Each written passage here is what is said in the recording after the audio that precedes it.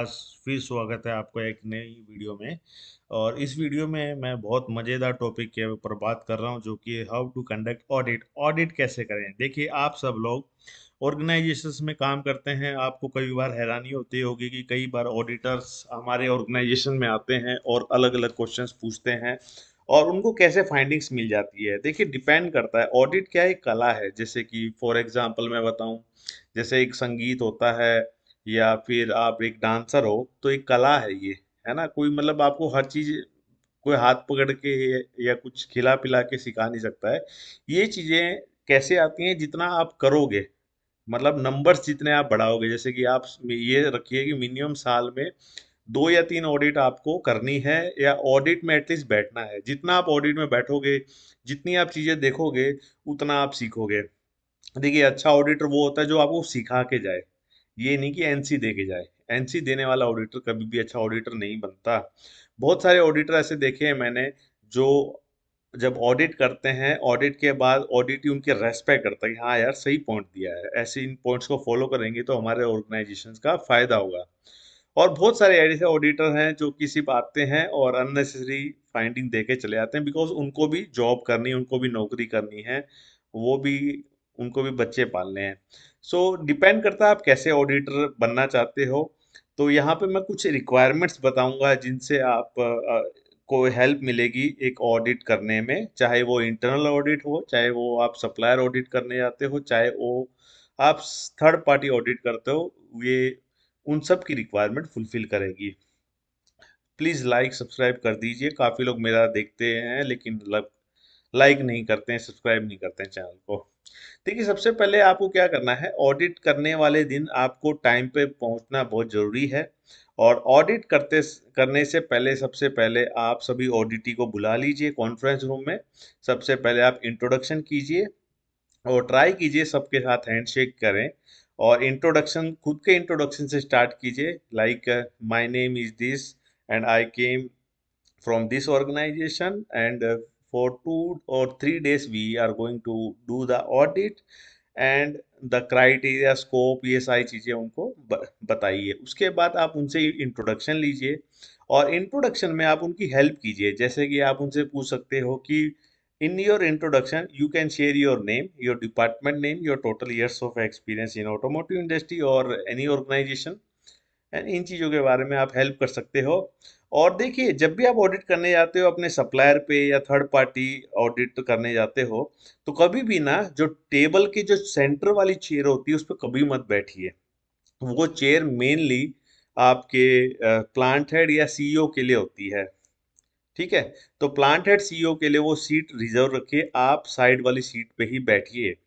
आप उसके बाद ऑडिट प्लान एक्सप्लेन कीजिए और रीजन बताइए कि क्यों ऑडिट कर रहे हैं हम लोग। मतलब क्यों, क्या ऑडिट करने का क्या मेन मोटो है, कि सप्लायर को इम्प्रूवमेंट करना है, या फिर आईएटीएफ की ऑडिट की रिक्वायरमेंट्स फुलफिल करनी है, या फिर कोई इम्प्रूवमेंट के लिए आए हैं, किस लिए आए हैं। तो वो एक्सप्लेन करना बहुत जरूरी है। और उसके बाद अगर कोई उनकी सेफ्टी रिक्वायरमेंट्स हैं तो वो आप पूछ के फॉलो कर सकते हो। आप उनसे पूछिए, एज अ ऑडिटर आप पूछिए कि आपके यहाँ क्या क्या सेफ्टी प्रिकॉशंस लेने हैं, किन बातों का ध्यान देना है। वो आप एक्सप्लेन कर सकते हो, लाइक सेफ्टी शूज पहनने हो, कैप हो सकती है, कुछ ऑर्गेनाइजेशन में पहनना मैंडेटरी हो तो उनका पालन कीजिए। देखिए, स्कोप बहुत क्लियरली डिफाइन करना है। एज एन ऑडिटर, जैसे नॉर्मली आईएसओ आईईटीएफ की ऑडिट, जो क्वालिटी मैनेजमेंट सिस्टम की ऑडिट करने जा रहे हो, तो आप गार्डन एरिया, कैंटीन एरिया की ऑडिट नहीं कर सकते हो, है ना। और अगर मान लीजिए आपने उन्होंने आपको कोई चाय अच्छी नहीं दी, तो आप उसके बदले और कोई पॉइंट नहीं नहीं देना चाहिए। या कई बार ऑडिटर गुस्सा हो जाते हैं।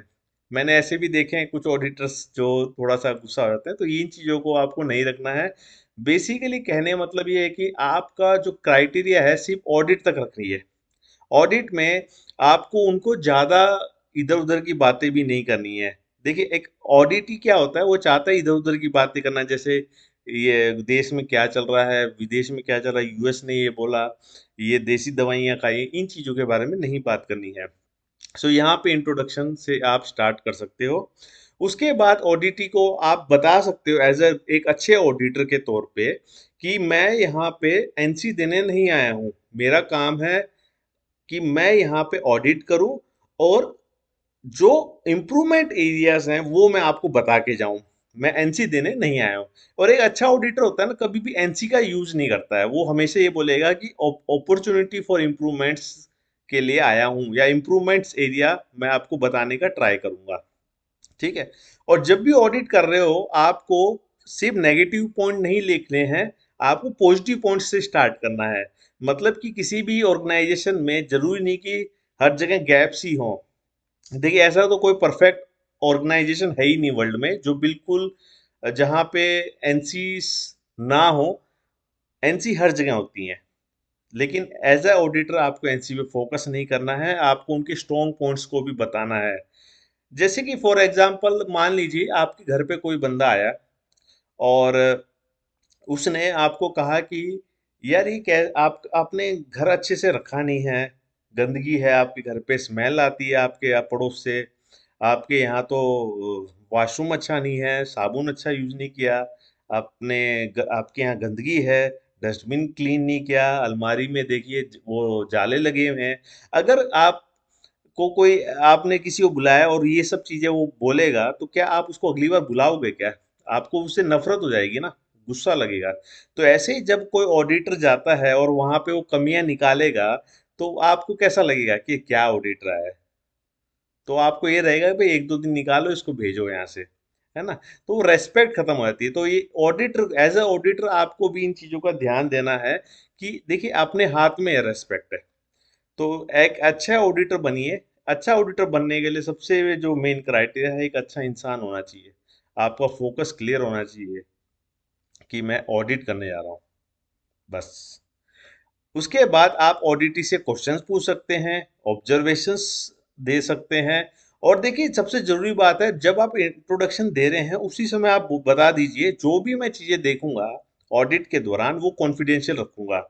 ये खास तौर पे इंटरनल ऑडिट में बहुत ज्यादा होता है। जैसे कि मान लीजिए आप प्रोडक्शन के इंजीनियर हो और आपको मेंटेनेंस की ऑडिट करनी है और आपकी एज अ पर्सन आपकी मेंटेनेंस वाले से नहीं बनती है, तो आपने खुंदक में 10 एनसी निकाल दी और कैंटीन एरिया में या शाम को दोस्तों के साथ बैठे हो और आप उनकी बातें बता रहे हो, देख अब मजा आएगा उसको, अब मैंने उसको 10 एनसी दी, बड़ा हीरो बन रहा था।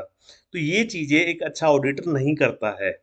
तो आपको इंफॉर्मेशन जो भी आपने, भले आपकी बनती हो या नहीं बनती हो, आपने जो भी अच्छी और बुरी जो भी चीजें गैप्स देखे उनको आपको कॉन्फिडेंशियल रखना है और उनको पहले भी बता देना है और क्लोजिंग मीटिंग में भी बताना जरूरी है ये चीजों का। और इसके बाद लास्ट में थैंक यू नोट पक्का देना है सब ऑडिटीज को। तो इन चीजों का आपको खास तौर पे ध्यान देना है जब भी आप ऑडिट करते हैं। अब ऑडिट में क्वेश्चंस क्या करने हैं, सबसे पहले आप जब ऑडिट कर रहे हो, ये इंट्रोडक्शन होने के बाद जब आप मान लीजिए प्रोडक्शन की ऑडिट करने गए तो आप वहाँ पे इंट्रोडक्शन दीजिए अपना, थोड़ा सा ब्रीफ इंट्रोडक्शन, और उनसे पूछिए, उनका भी इंट्रोडक्शन लीजिए। उसके बाद उनकी रोल रेस्पॉन्सिबिलिटी पूछ सकते हो आप। और ओपन एंडेड क्वेश्चंस पूछने हैं आपको। ओपन एंडेड और क्लोज एंडेड क्वेश्चन कैसे होते हैं? ओपन एंडेड क्वेश्चंस जैसे कि जी प्रोडक्शन इंजीनियर साहब, बताइए आपका प्रोसेस क्या है? आपका प्रोसेस प्रोसेस कहाँ से स्टार्ट होता है, कहाँ से पे एंड होता है, उसका फ्लो डायग्राम बताइए। मतलब ये ओपन एंडेड, आपने सिंपल क्वेश्चन पूछा कि प्रोसेस क्या है समझाइए मुझे, तो वो क्या बताने लग जाएगा कि रॉ मटेरियल आता है, उसके बाद हम रिसीविंग करते हैं, रिसीविंग के बाद क्वालिटी इंस्पेक्शन होता है, क्वालिटी इंस्पेक्शन के बाद हम स्टेशन 1 में आता है, स्टेशन 1 में इसकी असेंबली होती है, स्टेशन 2 में टॉर्क होता है, स्टेशन 3 में वेल्डिंग होता है, स्टेशन 4 में ये होता है, 5 में ये होता है। इस और प्लान हम ऐसे करते हैं, प्लानिंग एससीएम से आता है, उसके उसको हम लोग डेली में कन्वर्ट करते हैं। तो इस तरीके से वो बताने लग जाएगा। देखिए जब वो बताएगा ऑडिटर को कि ये ऐसे ऐसे कर रहा है, तो जो अच्छा ऑडिटर होता है ना, वो चुपचाप सुनेगा। वो चुपचाप सुनेगा कि हाँ अच्छा अच्छा बोलिए बोलिए। एज ए गुड ऑडिटर आप क्या, आप मोटिवेट कीजिए, ओ वाह भाई वाह, बहुत बढ़िया, बहुत बढ़िया प्रोडक्शन साहब, बहुत बढ़िया, बहुत अच्छा काम कर रहे हो, ताकि वो ज्यादा से ज्यादा बातें बोले। अच्छा ऑडिटर ज्यादा से ज्यादा निकलवाए चीजें ऑडिटी से, और एक अच्छा ऑडिटी कौन होता है जो कम से कम बोले। तभी आपने देखा होगा काफी ऑडिट में हम जब जूनियर्स को भेजते हैं ऑडिटर को फेस करने, तो हम उससे बोलते हैं कम से कम बोलना। तो एक अच्छा ऑडिटर कौन होगा जो मोटिवेट करे, बोले बोले। तो जैसे जब वो बोलेगा प्रोडक्शन इंजीनियर की ये मटेरियल होता है, ये प्रोसेस से जाता है, ऐसे प्लानिंग करते हैं, कस्टमर की रिक्वायरमेंट से प्लान आता है, तो उन उनमें से दो तीन चीजों को आप नोट कर लीजिए, और नोट करके उनका एविडेंस देख लीजिए, आराम से एनसी मिल जाएगी। आराम से दो तीन एनसी आराम से आ जाती हैं। क्योंकि वो जितना जो बोलेगा ना कि मैंने ये किया, पहले यहाँ पे ऐसा था, इम्प्रूवमेंट किए मैंने, आप उनका एविडेंस मांग लीजिए, बस यहीं पे एनसी हो जाती है। और उसके बाद जो एविडेंसेस हैं उनको सही तरीके से लिखिए कि क्या रिक्वायरमेंट थी, क्या गैप था, और उसको नोट डाउन उसी समय कर दीजिए। अगर आप बाद में करोगे तो हो सकता है कुछ इन्फॉर्मेशन भूल हो जाए और स्किप हो जाए, और बाद में ऑडिटी पूछेगा, आपको याद नहीं रहेगी और कंफ्यूजन पैदा होगा। और जैसे ही आपने मान लीजिए दो तीन ऑब्जर्वेशन लिखी, आपको ऑडिट खत्म होते ही आपको उनको बताना है कि भाई मैं तीन ऑब्जर्वेशन लिख रहा हूँ। ऐसा नहीं होना चाहिए कि आपने वहां पे बताया नहीं और क्लोजिंग मीटिंग में वो प्रोडक्शन इंजीनियर आपको बोलने लग जाए कि यार आपने तो बताया ही नहीं था, तीन ऑब्जर्वेशन दोगे। तो ये कंफ्यूजन होते हैं, बड़ा अटपटा हो जाता है, और बाद में थैंक यू नोट उनको देना है। इस तरीके से ऑडिट करनी है। आइए मैं आपको एक एग्जाम्पल के तौर पे बताऊं। मान लीजिए कि आप इंटरनल ऑडिट की प्रोसेस की ऑडिट कर रहे हो, कि आप इंटरनल ऑडिट की एज एन ऑडिटर आपको इंटरनल ऑडिट प्रोसेस की ऑडिट करनी है। सो सबसे पहले एज ए ऑडिटर आपको जानना होगा कि किस क्लोज में क्या लिखा है। तो जैसे कि एग्जांपल देखिए, 7.2.3 इंटरनल ऑडिटर की कंपिटेंसी की रिक्वायरमेंट है। स्टैंडर्ड में ये रिक्वायरमेंट लिखी है कि इंटरनल ऑडिटर कंपिटेंसी में जो ऑडिटर बनाए हैं उनको ऑटोमोटिव की नॉलेज होनी चाहिए, रिस्क बेस्ड थिंकिंग नॉलेज होनी चाहिए, आईएसओ आईटीएफ की स्टैंडर्ड की नॉलेज होनी चाहिए, कोर टूल की रिक्वायरमेंट की नॉलेज होनी चाहिए, उनको how to plan conduct report audit findings की नॉलेज होनी चाहिए। तो ये रिक्वायरमेंट स्टैंडर्ड में मैंडेटरी लिखी गई हैं। अब आपको देखना है कि क्या ये रिक्वायरमेंट उनके प्रोसीजर में लिखी है, कि आप उनसे मांगिए ओके सर, क्या आप can you show me your procedure, आप प्रोसीजर देखिए, क्या प्रोसीजर में A B C D E ये पांचों पॉइंट्स लिखे हैं या नहीं लिखे हैं। अगर एक भी पॉइंट नहीं लिखा है तो वो क्लियरली एनसी मानी जाएगी। ठीक है। इसके बाद आपको क्या करना है, इस इसके बाद जैसे अगर आपने देख लिया कि जो स्टैंडर्ड में लिखा है वही उनके प्रोसीजर में लिखा है, मतलब रिक्वायरमेंट तो वो फुलफिल कर रहे हैं डॉक्यूमेंट में। अब आपको उनसे पूछना है, सर प्लीज एक्सप्लेन करिए अपना प्रोसीजर, इंटरनल ऑडिटर कंपिटेंसी का प्रोसीजर एक्सप्लेन कीजिए। तो देखना है क्या उनको पता है कि हमारे स्टैंडर्ड में या हमारे प्रोसीजर में ये बातें लिखी हैं, मतलब मोटा मोटा तौर पे, ऐसा नहीं कि एक एक वन टू वन पॉइंट्स ही उनको याद हो। अगर वो मोटा मोटा तौर पे सारी रिक्वायरमेंट्स, मेजर रिक्वायरमेंट्स बता पाए, इसका मतलब समझ जाइए कि उनको नॉलेज है। मतलब जो लिखा है क्या वो बोल पा रहे हैं, क्या जो वो बोल पा रहे हैं वही लिखा है, ये चीजें आपको ओपन एंडेड क्वेश्चंस में देखनी होगी। ठीक है। तो ये चीजें आप देख लीजिए। उसके बाद आप देखिए इंटरनल ऑडिटर का कंपिटेंसी का केपीआई क्या है। मतलब जब भी आप ऑडिट करने जाएं, हर प्रोसेस का केपीआई देखना जरूरी है। हर प्रोसेस का केपीआई देखना जरूरी है। और उसके बाद इम्प्रूवमेंट देखिए कि उन्होंने अपने प्रोसीजर में क्या क्या इम्प्रूवमेंट की है। तो इस तरीके से आपको ऑडिट करनी है। अगर आप ऐसे ऑडिट करोगे तो क्लियरली आपको एनसी मिल जाएंगी। जैसे कि एक और एग्जांपल देता हूं मैं यहाँ पे। देखिए यहाँ पे लिखा है कि आईएटीएफ स्टैंडर्ड में लिखा है कि मिनिमम, यहाँ पे maintenance of and improvement in internal auditor competency, जब मतलब कि जो इंटरनल ऑडिटर आपने कंपनी ने बनाए हैं उनका इम्प्रूवमेंट करना और मेंटेनेंस करना ऑर्गेनाइजेशन की जिम्मेदारी है।